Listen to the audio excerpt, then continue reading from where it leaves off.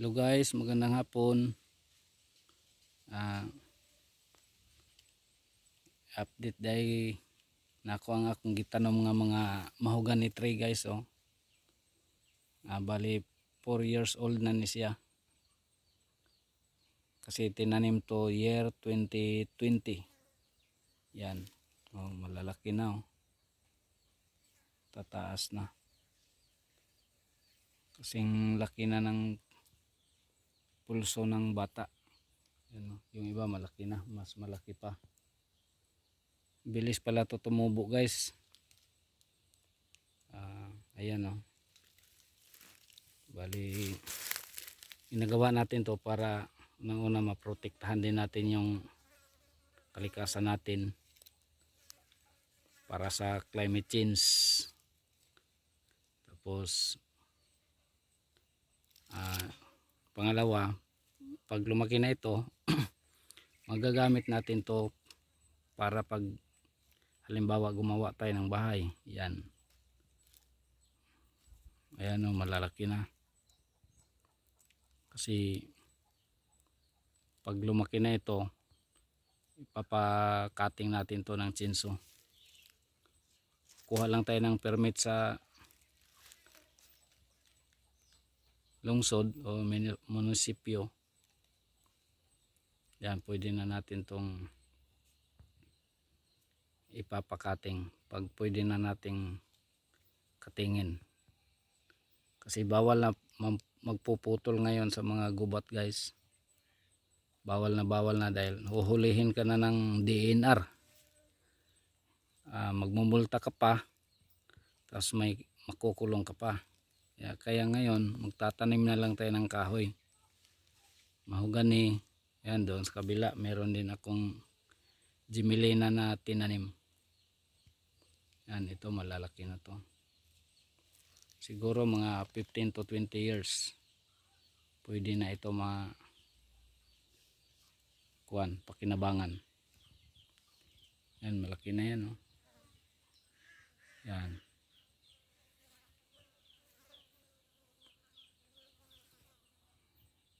So para maprotektahan na rin natin yung ating kalikasan dahil sobrang init ngayon, dapat magtatanim tayo ng mga kahoy. Yan guys oh. Yan, malaki na yan. Yan oh, mataas. Ang kagandahan lang sa mahogany tree guys ay tuwid na tuwid talaga siya. Mahaba at matuwid. Hindi siya katulad ng ibang kahoy, yung mangyom, yan. Hindi yan tuwid eh. Medyo bali-balik ko yan. Bihira lang ang tuwid niyan.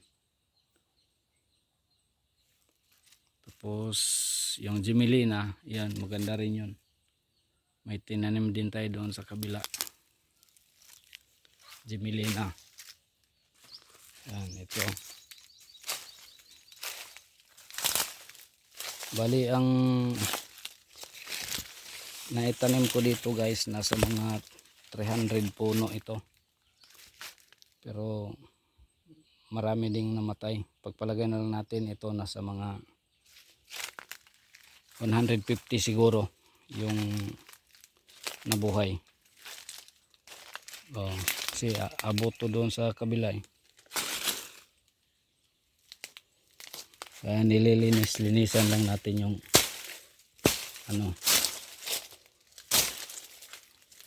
ilalim pagka medyo marami ng marami ng mga damo. Yan, nililinis natin. Yan, marami yan, abot pa yan doon. Kasi yan mga pinya yan oh. Tatanim tayo ng pinya pang konsumo lang.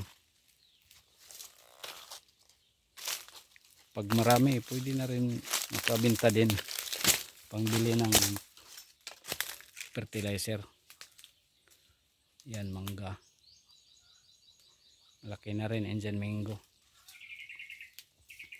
yan, ito malaki na to. Yan, malaki na yan, taas na yan oh. balang araw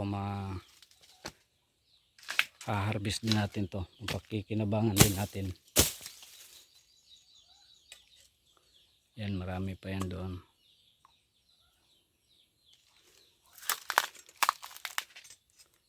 Or pagpalagay lang natin kahit mayroong 100 puno na lalaki dito, di marami-rami na rin kahit papano.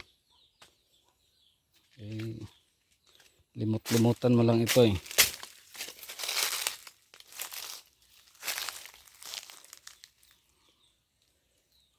Yan, marami pa yan dyan doon sa taas.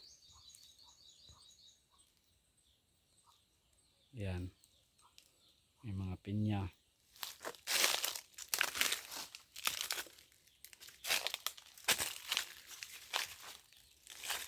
Tapos ito, yan, malalaki na yan, oh. Yan, malalaki na yan.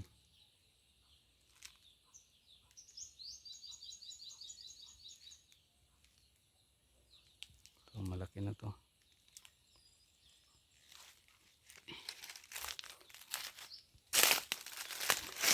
Pag may mga ganito guys, yan yung bagin, dapat tatanggalin natin to kasi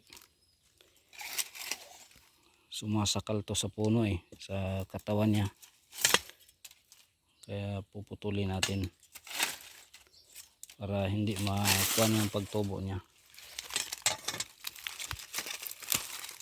Yan.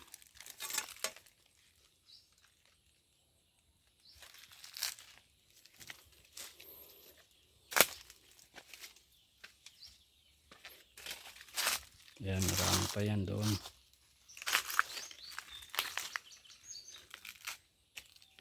Tapos yan, Indian mango, laki-laki na rin.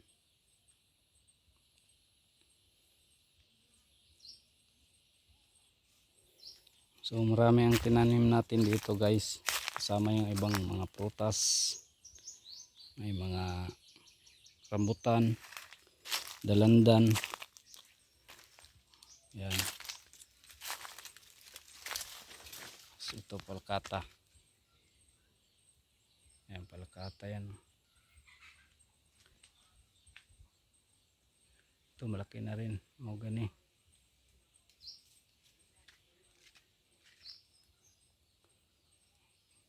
Okay, yun lang guys. Bye bye. Update ko na lang kayo sa susunod.